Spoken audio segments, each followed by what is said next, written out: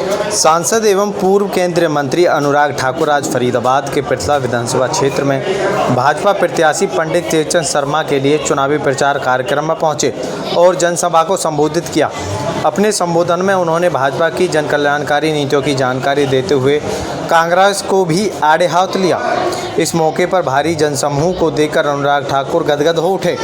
कार्यक्रम से पहले उन्होंने शहीद की प्रतिमा पर पुष्प बरसाए और कार्यक्रम की शुरुआत की। अनुराग ठाकुर द्वारा संबोधन करने के बाद भाजपा प्रत्याशी की स्थिति में चार चांद लग गए। हुड्डा पर साधा निशाना कहा, अपने बेटे को सेट करने के लिए प्रदेश को अपसेट कर दिया।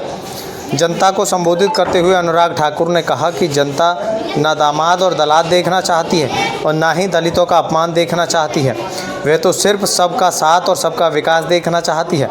उन्होंने कहा कि हरियाणा का कल्याण तभी संभव है जब हरियाणा में कमल का फूल खिलेगा। जिन्होंने खाई मलाई रसमलाई वह क्या करेंगे हरियाणा की भलाई। उन्होंने जनता से सवाल करते हुए कहा कि क्या कांग्रेस करेगी प्रदेश की भलाई। उन्होंने कहा कि कांग्रेस ने सिर्फ लूटने का काम किया और उनकी पार्टी में अंदरूनी लड़ाई इसलिए है क्योंकि एक अनार और 100 बीमार हैं। उन्होंने कहा कि प्रदेश के कांग्रेस के कितने भी नेता कांग्रेस मुख्यमंत्री बनाने का ख्वाब देख रहे हैं, जिन्होंने दलित उत्पीड़न की प्रयोगशाला चला रखी है, उनसे क्या आम जनता को न्याय मिल पाएगा। जिनकी अपनी ही पार्टी में हो रही लड़ाई और वह क्या करेंगे हरियाणा की भलाई।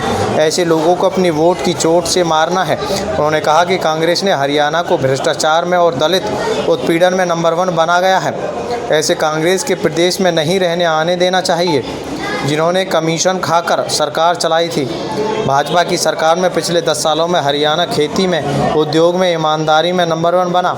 इसलिए ऐसे भारतीय जनता पार्टी को अपनी जिताना है। उन्होंने कहा कि टेकचंद शर्मा को जितवाकर चंडीगढ़ भेजने का काम करें। शर्मा जी, आज अनुराग ठाकुर पहुंचे पृथला विधानसभा क्षेत्र में भाजपा के पक्ष में वोटों की अपील की, क्या कहेंगे, कितना माहौल बनने वाला है? इससे माहौल आप देख रहे होंगे, यहाँ हजारों की तादाद में आज लोग आए और उन्होंने जो कांग्रेस के कारनामे थे, काले कारनामे थे, उन पर प्रकाश डाला। भारतीय जनता पार्टी में जिस तरीके से विकास की जो नई आयाम शुरू किए हैं, उनको लेकर उन्होंने सबसे कहा, अपील की कि हरियाणा को नंबर 1 बनाना है तो भाजपा को जिताना हो। लगे हाथों आपने कई मांगे भी रख दी, बैराज को लेकर के बात करें या इंडस्ट्रियल एरिया बनाने को लेकर बात करें। ये मेरा एजेंडा है जो 21 पॉइंट प्रोग्राम है। देखिए, सरकार ने तो 20 पॉइंट प्रोग्राम संकल्प पत्र अलग जारी किया है। मैंने अपने पृथला विधानसभा क्षेत्र का 21 पॉइंट का जो मैंने पहले काम किए थे 2500 करोड़ को उन्हें एक साइड में लिखा है।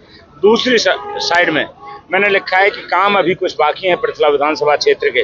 उन्हें आप एक एक चीज को पढ़ोगे तो उसमें सारा पृथला क्षेत्र के ज्यादातर बड़े बड़े कार्य आ जाते हैं। घोषणा भी करके गए हैं कि बैराज भी बनाएंगे और इंडस्ट्री बनाएंगे, परंतु टेकचंद शर्मा को विधायक बनाना होगा। नेचुरल सी बात है, जब विधायक बन जाता है तो नीचे से आवाज उठ के जाती है, तभी तो केंद्र में ये सब चीजें उठती हैं। 5 साल के पूर्व विधायक पर जिस तरीके से अनुराग ठाकुर ने कहा कि उन्होंने आवाज नहीं उठाई, क्या कहेंगे इसको लेकर के? देखिए, वो सबको पता है, जनता जनार्दन अच्छी तरह से जानती है। उन्होंने अगर काम किया होता तो आज उनकी ये गति नहीं होती।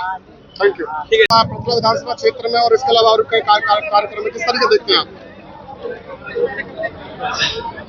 हरियाणा कांग्रेस के एक नेता ने अपने बेटे को सेट करने के लिए हरियाणा अपसेट कर दिया।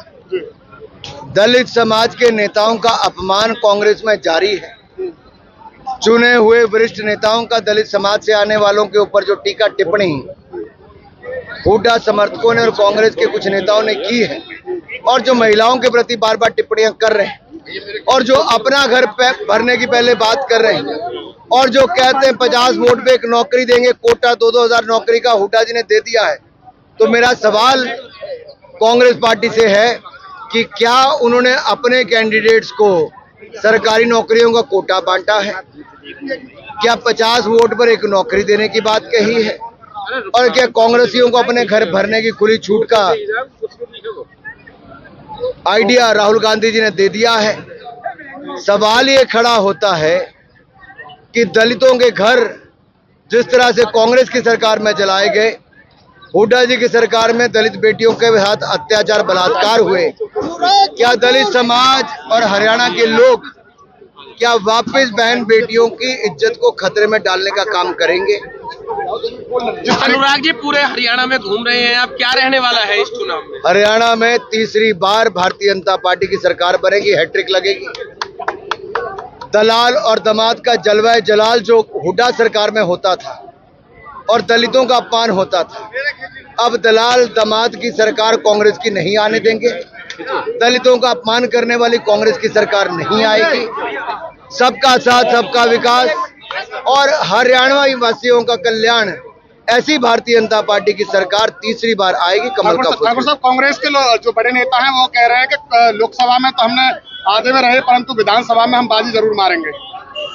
देखिए, मुंगेरी लाल के हसीन सपने कांग्रेस पार्टी के, एक अनार 100 बीमार कांग्रेस पार्टी में एक मुख्यमंत्री को पद को लेकर सब लोग लड़ाई लड़ रहे हैं। कोई घर बैठ गया है, कोई खिलाफ बयानबाजी देता है, कोई बहनों की बेइज्जती करता है, महिलाओं की बेइज्जती करता है। तो इससे स्पष्ट पता चलता है।